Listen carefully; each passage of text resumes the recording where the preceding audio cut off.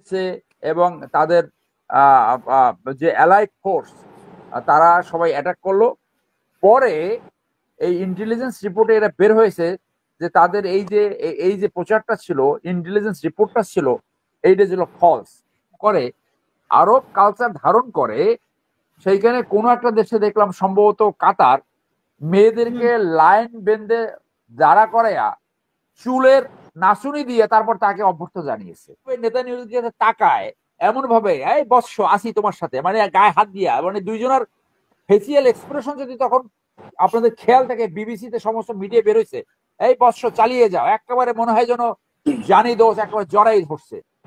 যে ইরানকে নিয়ে মোটামুটি অনেকেই খেলতে চেয়েছে। তো আজকে আমি ইউএস এর সিনেটর বার্নি স্যান্ডার্স বার্নি স্যান্ডার্সের একটা বক্তব্য শুনলাম, ভেরি ইম্পর্টেন্ট। এবং তিনি বললেন যে ইরানের যে 1952 সালে যে রেজিম চেঞ্জ করে এই স্বৈরাচারী সরকারকে প্রতিস্থাপন করেছিল এই আমেরিকাই, এই ইউএসএ, ওখান থেকে সে এই গণতান্ত্রিক রেজিমকে সরিয়ে জহির শাহ পাহলভি সেই রেজিমকে এনেছিল। এবং সেই রেজিম যখন পতন হলো, সেইটা আপনি জানেন যে ইরানে যে ইউএস এর এম্বাসি সিজ ছিল প্রায় 60 ডেজ। এবং জহির শাহ পাহলভির যে পতন, এইটা আমেরিকা মনে রেখেছে। এবং তখন থেকে যখনই এই ইসলামিক রেভলিউশন যখন ইরানে হলো, তখন থেকে আমেরিকার সাথে আর তাদের সম্পর্ক কখনো ইজি হয় নাই। তো তারা কখনো না কখনো যে এই ইসলামিক রিপাবলিকের উপরে যে আক্রমণ করবে, এটা যারা খোঁজখবর রাখে তারা অবশ্যই সেই ধারণা করতে পারে। তো সেইটার সাথে আপনি দেখেন যে ইউএস যখন ইরাককে অ্যাটাক করলো, তাদের মিডিয়া থেকে একটি ইস্যু সামনে আনলো যে Iraq is in a position যে weapon of mass destruction can be assembled in 40 minutes and that can be launched up to a target in UK. UK টার্গেটকেও এনগেজ করতে পারে, তারা ব্যাপক বিধ্বংসী অস্ত্র তারা অ্যাসেম্বল করতে পারে 40 মিনিটে, এবং সেইটা লঞ্চ করতে পারে যার টার্গেট ইউরোপ ইনক্লুডিং ইউকে যেতে পারে। এই অজুহাতে তখন আক্রমণ করলো এই ইউএসএ এবং তাদের যে অ্যালাইড ফোর্স তারা সবাই অ্যাটাক করলো। পরে এই ইন্টেলিজেন্স রিপোর্টে এরা বের হয়েছে যে তাদের এই যে প্রচারটা ছিল, ইন্টেলিজেন্স রিপোর্টটা ছিল, এইটা ছিল ফলস। কিন্তু বাই দেন ইরাকের পতন হয়ে গেছে, সাদ্দাম রেজিমের পতন হয়ে গেছে। কিন্তু যারা এই মিথ্যা ইন্টেলিজেন্স রিপোর্ট বানিয়েছে বা প্রকাশ করেছে, প্রচার করেছে, তাদের কিন্তু কোনো জবাবদিহিতায় আনা হয় নাই, অন্তত নট টু আওয়ার নলেজ, আমরা সেটা জানি না। একইভাবে এখন এখানে ট্রাম্প যখন ফার্স্ট টার্মে ছিল, তখন আপনি দেখেছেন যে নেতানিয়াহু তখন ক্ষমতায় ছিল। এই নেতানিয়াহু তার নামে ওয়ারেন্ট অর্ডার ইস্যু হয়েছে, হি কমিটেড, মানে সেটা অবর্ণনীয়। আমার কোনো ভাষা জানা নাই যে কি ধরনের সে মানবতা বিরোধী অপরাধ করেছে। গাজাতে দেখেন নারী এবং শিশুদেরকে কিভাবে টার্গেট করেছে, হসপিটালকে কিভাবে টার্গেট করছে। এবং সেইটা আমেরিকান এই যে প্রশাসন, তারা কন্টিনিউয়াসলি সেটাকে সমর্থন দিয়ে যাচ্ছে। এইটা এই প্রেজেন্ট ডে ওয়ার্ল্ডে, এই মডার্ন ডেতে এটা একটা লজ্জা। সেই জন্য আমি অনেক টকশোতে বলছি যে if you have so much of love for the Jews, এই যে জিউস স্টেট, তাহলে আমেরিকাতে তাদেরকে নিয়ে 1 কোটি লোক ওইখানে আরেকটা স্টেট সৃষ্টি করেন, 51তম স্টেট সৃষ্টি করেন। সো এটা অনেকেই বলেছে, অনেকে বলে two state theory. Two state theory কেন হবে? কারণ ইসরায়েলিরা তো প্যালেস্টাইনদেরকে বেদখল করে তাদের ভূমি দখলকারী, এটা তো আরবদের জমি। তো ওই জায়গা সেইখানে তাদেরকে এখন অবদমিত করে, তো গাজাতে তার উদ্দেশ্যটা কি? গাজাতে উদ্দেশ্য হলো গাজার ওই জমিটাকে তাই দখল করবে, তাদেরকে ডিস্ট্রাকশন করে আপনার এরকম গণহত্যা চালিয়ে তার উদ্দেশ্য হচ্ছে গাজার জায়গাটা দখল করা। এবং সেইটা কিন্তু ট্রাম্প অনেকবার বলেছে যে ওইটা আমাদেরকে দিয়ে দেন, এটা আমাকে মানে ইসরায়েলকে দিয়ে দেন, আমরা ওইটাকে দেখবো। কিন্তু স্পষ্টভাবে বলছে।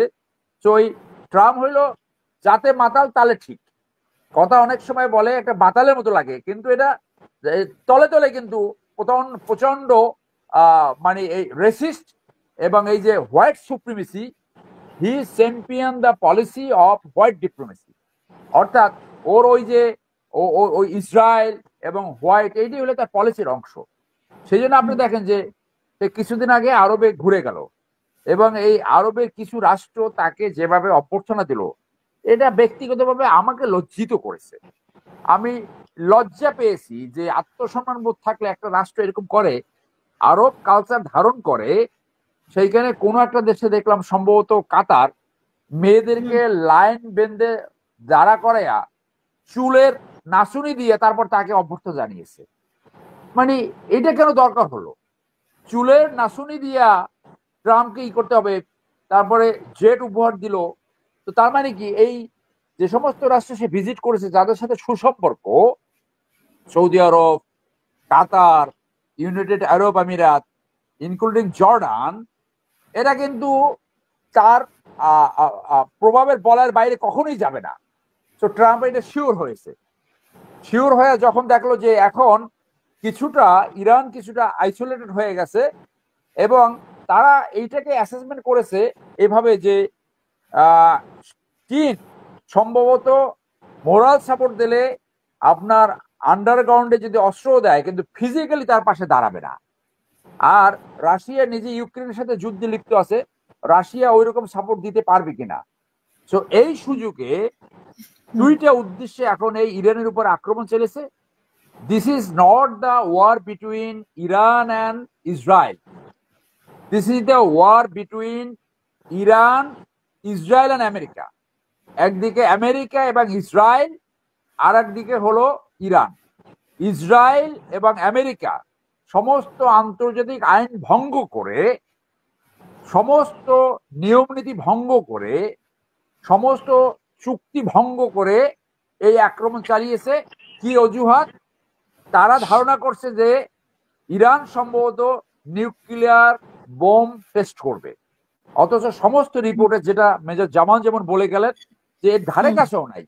এখন পর্যন্ত ইরানের নিউক্লিয়ার প্রোগ্রাম হলো পিসফুল প্রোগ্রাম, বিভিন্ন স্টেজ আছে, আমরা বিভিন্ন আলোচনায় যেটা শুনলাম। আর একটা কি, রেজিম চেঞ্জ। রেজিম চেঞ্জ কেন করতে হবে? ওই যে 52 সালে করছে, ওই যে জহিরুদ্দিন শাহ পাহলভি। এর ভিতরে আমি জেরুজালেম পোস্টে একটা রিপোর্ট পড়লাম, যখন এই যুদ্ধ শুরু হলো তখন আমি এই ইসরায়েলের নিউজ পেপার গুলো পড়ার চেষ্টা করলাম যে তারা কি লিখছে। জেরুজালেম পোস্টে দেখলাম যে সেখানে রেজা পাহলভি, ওই যে জহির শাহ পাহলভি তার ছেলে, সে কিন্তু আমেরিকায় থাকে। সে আবার জনগণকে, এই ইরানিয়ান জনগণকে আহ্বান জানিয়েছে সবাইকে এক হয়ে যে এখনই এই রেজিম চেঞ্জের সময়, তোমরা সবাই নেমে পড়ো, আমি এসে গেছি, আমি এসে যাব, আমি লিড দেব। এই ইসলামিক যে রেভলিউশনারি যে নেতা, ইসলামিক পর্যন্ত এটা সইয়া তারা আবার তার ভাষায় গণতান্ত্রিক রাষ্ট্র করতে চায়। অর্থাৎ আমেরিকান কিন্তু মূল প্ল্যান হইলো ওই আবার রেজা শাহ পাহলভির ছেলেকে, তার বংশের একজনকে এখন এইখানে বসাবার একটা তারা প্রচেষ্টা চালিয়ে যাচ্ছে, যেটা সিরিয়াতে করেছে। সো এইটার সাথে আমরা রিলেট করতে হবে যে যখন কোল্ড ওয়ারের পতন হলো 91-এ, তখন আমেরিকান দুইজন পলিটিক্যাল সায়েন্টিস্ট দুইটা বই লিখেছিল। একটা হলো এই Samuel P Huntington, clash against civilisation. সেইখানে তিনি বলে গেছেন যে ভবিষ্যতের যুদ্ধ হবে মুসলমান ভার্সেস এন্টি মুসলমান, মানে খ্রিস্টান এবং মুসলমান। হ্যাঁ, আর একটা হলো ফ্রান্সিস ফুকুয়ামা, সে লেখা গেছে এন্ড অফ হিস্ট্রি। তো এই আমেরিকান পলিসি তাদের এই লেখা থেকে প্রভাবিত। এন্ড অফ হিস্ট্রি বলছে যে ওই একই কথা, যে ভবিষ্যতে যুদ্ধ হবে মুসলমান এবং এন্টি মুসলমান, অর্থাৎ খ্রিস্টান ভার্সেস মুসলমান, এই যুদ্ধ হবে এক ধরনের ওই যে ধর্মযুদ্ধ। তো সেই জায়গা থেকে তাহলে ওয়ার্ল্ডে এখন একটা বড় যুদ্ধ চলতেছে, রাশিয়া ইউক্রেন, আর এইখানে এই আমেরিকান যে outpost Israel is nothing but A outpost of America. এই আউটপোস্ট দিয়া তারা পুরো মুসলমানদের, কিছু মুসলমান রাষ্ট্রকে তারা অবদমিত স্লেভ বানায় রাখছে। একমাত্র মুসলমান রাষ্ট্র পাকিস্তান, যার নিউক্লিয়ার পাওয়ার আছে, তাদের ভিতরেও পশ্চিমারা অনেকভাবে সেইটাকে, এই নিউক্লিয়ার পাওয়ার দখল করার চেষ্টা করছে। আর নিউক্লিয়ার পাওয়ার যদি ইরানের হয়, তাহলে that becomes a threat for Israel, means that becomes a threat for USA. সেই জন্য এই যুদ্ধটা হলো আমেরিকান চাপাইয়ে দেওয়া যুদ্ধ via Israel against a peaceful country. ঠিক আছে, তুমি অবরোধ দিলা, ইয়ে দিলা, এই যুদ্ধের ফলাফল কি হবে সেটা সময় বলে দেবে। বাট তেহরান, আমি মনে করি, অনেক স্ট্রংলি এটাকে রেসিস্ট করেছে। তাদের তথাকথিত আয়রন ডোম, আয়রন ডোমটা কি? এটা একটা আকাশ প্রতিরক্ষা ব্যবস্থা। অনেকে ভাবে যে এটা কোনো একটা শিল্ড টিল কিনা, এটা না, এটা সবকিছু টেকনোলজি, এন্টি এয়ার মিসাইল সবকিছু মিলাই একটা এয়ার প্রতিরক্ষা ব্যবস্থা। সেই প্রতিরক্ষা ব্যবস্থা ভেদ করে তাদের সেইখানে মোসাদ সহ বিভিন্ন জায়গায় তারা এই মিসাইল লঞ্চ করতে পেরেছে। আমি এটাকে দেখবো a very big capability they have achieved. এবং এখন অন্যদিক থেকে শোনা যাচ্ছে হয়তো রিকনসাইল, এক ধরনের ট্রুস হতে পারে, যুদ্ধ বিরতি হতে পারে, এক ধরনের হতে পারে। আপনার মনে আছে কিনা, বাইডেন সরকারের আগে যখন বারাক ওবামার যে লাস্ট যে সরকারটা ছিল, সেইখানে পররাষ্ট্রমন্ত্রী ছিল, সেক্রেটারি অফ স্টেট ছিল ওই ভদ্রলোক, জলবায়ু নিয়ে কাজ করে, নামটা মনে আসতেছে না। সে কিন্তু একটা পিসফুল ডিল করে গেছিল তেহরানের সাথে।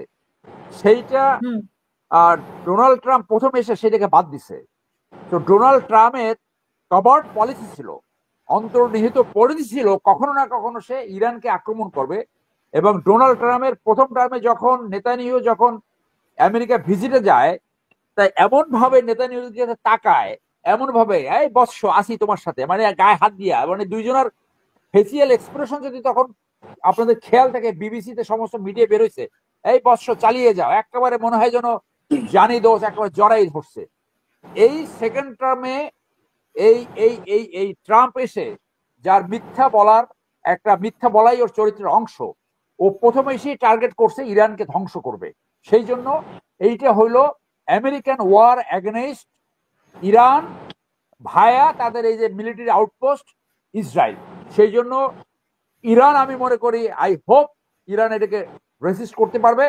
এবং ইরান এখন তার আন্তর্জাতিক বন্ধু যারা আছে তারা তার পাশে দাঁড়াবে বলে আমি আশা প্রকাশ করব। না হলে একটা এমন খারাপ উদাহরণ সৃষ্টি হবে যে আমেরিকান ইনফ্লুয়েন্স অথবা স্বাধীনভাবে সার্বভৌমত্ব নিয়ে কোনো রাষ্ট্র টিকে থাকতে পারবে কিনা, স্পেশালি মুসলিম ওয়ার্ল্ডে, সেইটার একটা সন্দেহ দানা বাঁধবে। এবং ট্রাম্প ইতিমধ্যে আন্তর্জাতিক সমস্ত রীতিনীতি ভঙ্গ করেছে। তার ভাষ্যে এটা প্রকাশ পেয়েছে যে সোকল্ড সুপ্রিম লিডার কোথায় আছে এটা আমাদের নলেজে আছে, আমরা তাদেরকে এখনই ইজি টার্গেট, বাট এখনই তাকে টার্গেট করব না, সারেন্ডার করো। দিস ইজ ভেরি আনকনভেনশনাল, আনডিপ্লোমেটিক ওয়ার্ডস। অর্থাৎ এই যে উম্মাদ, এই যে হকিশ লিডার, এই হকিশ লিডার ট্রাম্প এবং এই যে তার আউটপোস্ট নেতানিয়াহু, এই দুইজনকে থামাবার জন্য পৃথিবীর অন্য সমস্ত রাষ্ট্র এখন এক হওয়া উচিত। না হলে I apprehend this might lead to a greater war. মানে ওই যে থার্ড ওয়ার্ল্ডের একটা আশঙ্কা, সেটা কিন্তু একেবারে উড়িয়ে দেওয়া যায় না। ধন্যবাদ।